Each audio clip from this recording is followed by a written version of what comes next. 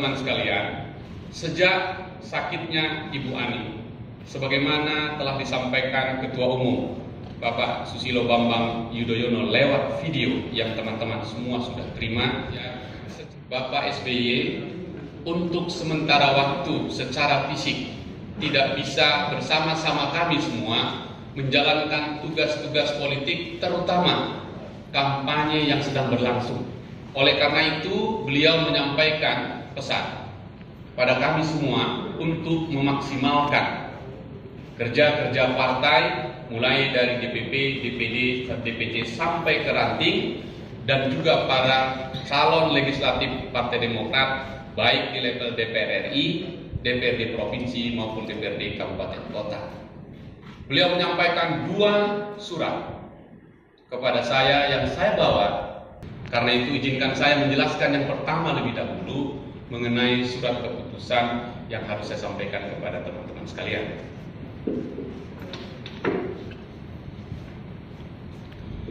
Surat keputusan ini sudah ditandatangani beliau dan saya sebagai sekjen, Pak SBY sebagai Ketua Umum. Apa surat itu? Surat ini adalah tentang surat keputusan Dewan Pimpinan Pusat Partai Demokrat tentang peningkatan intensitas dan efektivitas kampanye pemenangan pemilihan umum tahun 2019. Saya ulang teman-teman, tentang peningkatan intensitas dan efektivitas, 2 kata, kampanye pemenangan pemilihan umum tahun 2019 yang sekarang sedang berjalan. Isinya ada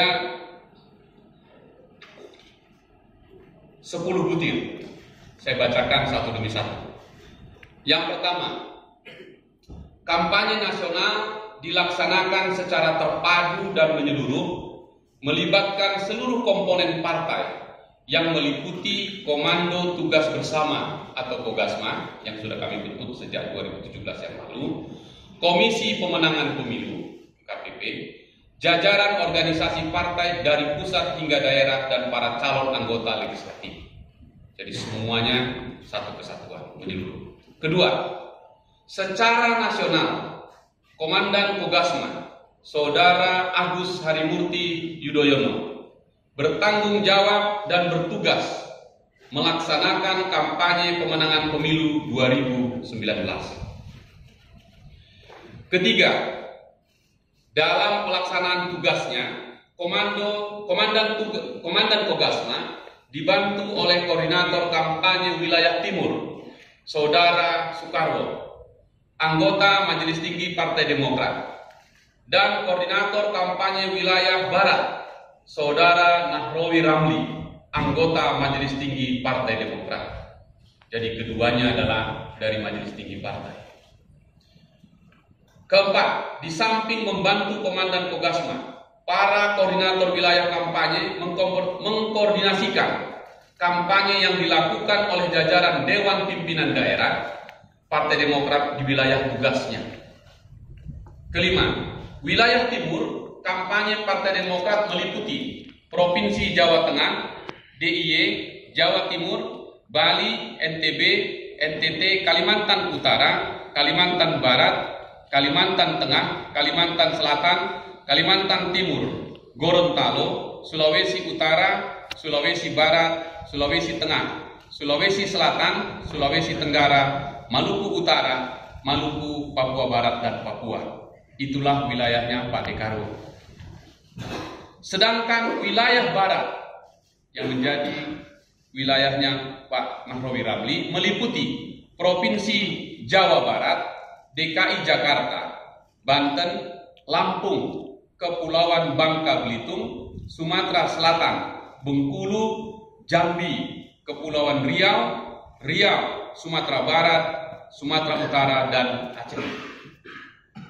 Keenam, selama kampanye, tugas-tugas harian DPP Partai Demokrat dilaksanakan oleh Sekjen Partai Demokrat. Ketujuh, Ketua Fraksi Partai Demokrat DPR RI, Mas Ibas, mengatur keseimbangan pelaksanaan tugas kedewanan dengan tugas kampanye para anggota DPR RI dari Partai Demokrat. karena 61 anggota DPR RI kami yang sekarang incumbent hampir semua mencaleg. Kedelapan, setelah kampanye pemilu dilaksanakan, seluruh jajaran Partai Demokrat tetap melakukan pengawalan dan pengamanan suara yang diperoleh, baik suara partai maupun suara caleg, agar Partai Demokrat tidak dirugikan oleh pihak manapun. Kesembilan, susunan kepengurusan resmi DPP Partai Demokrat tidak ada perubahan dan semua tetap memiliki tanggung jawab dan tugas yang telah ditetapkan. Ini perlu saya ulangi, yang kesembilan ini, susunan kepengurusan resmi DPP Partai Demokrat tidak ada perubahan dan semua tetap memiliki tanggung jawab dan tugas yang telah ditetapkan. 10 surat keputusan ini mulai berlaku sejak tanggal ditetapkan. Itulah surat yang pertama yang ditandatangani oleh Ketua Umum dan Sekjen yang saya bacakan kepada teman-teman sekalian mengenai intensitas dan efektivitas pelaksanaan kampanye, karena Ketua Umum Pak SBY secara fisik tidak bisa bersama-sama kami. Surat ini beliau tulis sejak kemarin, baru selesai tadi malam, dan tadi sekitar 9:30 saya bertemu beliau di apartemennya dan menyampaikan surat ini untuk saya sampaikan kepada seluruh kader, seluruh pengurus dan masyarakat Indonesia berkenaan dengan ketidakhadiran beliau secara fisik bersama-sama kita.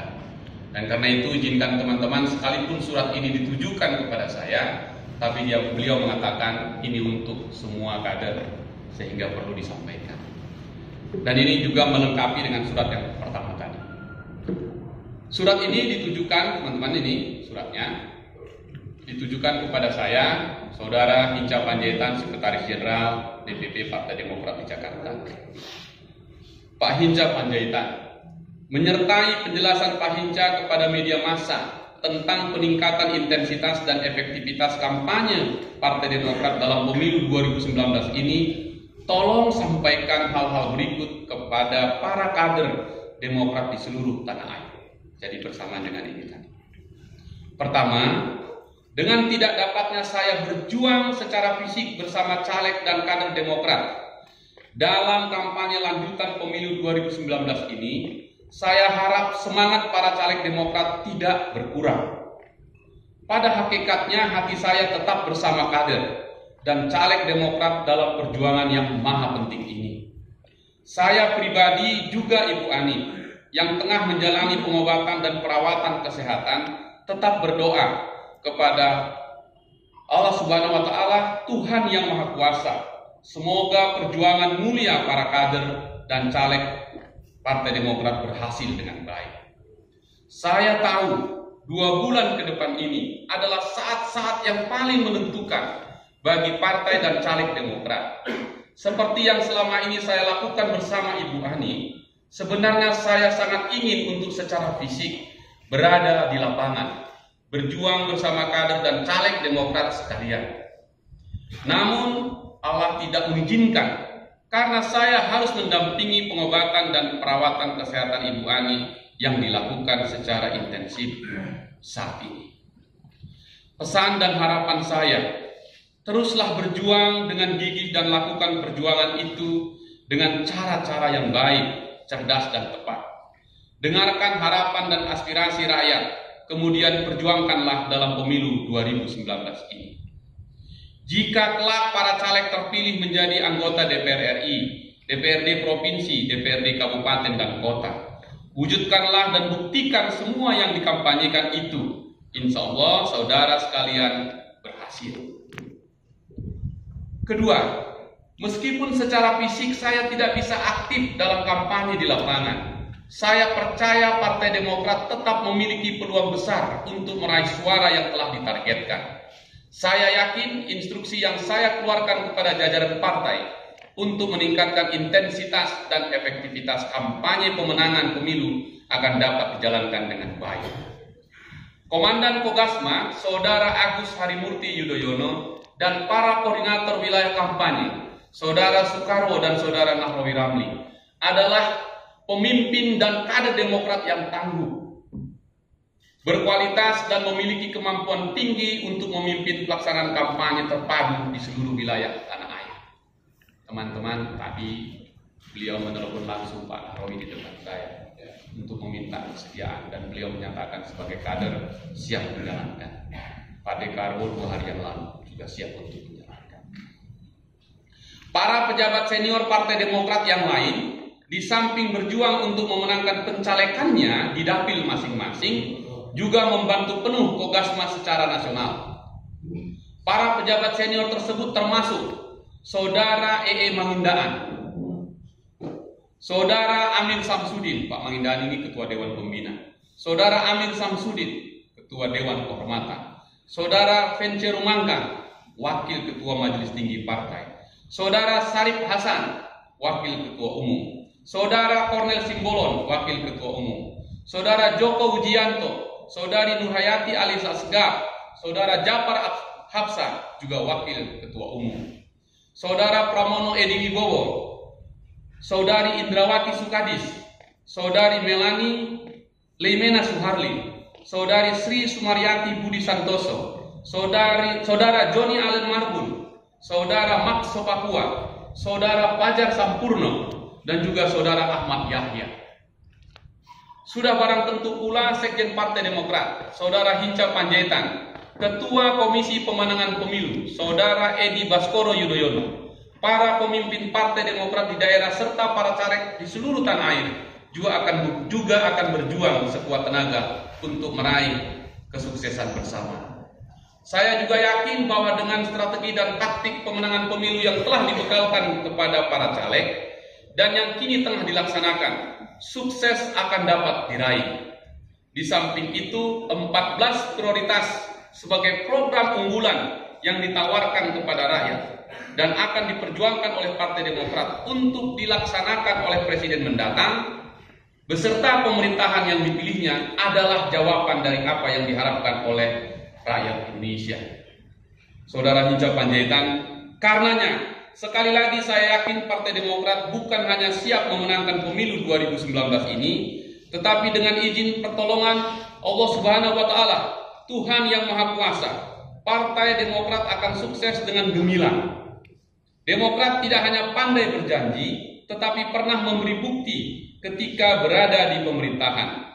Kedepan jajaran kepemimpinan dan kader-kader Demokrat akan meraih sukses yang sama, karena semua kebijakan dan program yang dilakukan merupakan aspirasi dan harapan rakyat kita, juga jawaban dan solusi atas semua persoalan yang mereka hadapi. Yang ketiga, jadi ada 3 poin yang disampaikan. Ketiga atau yang terakhir, saya mengamati bahwa kontestasi dalam pemilu 2019 ini, utamanya pemilihan presiden, lebih keras dibandingkan dengan pilpres-pilpres di era reformasi sebelumnya.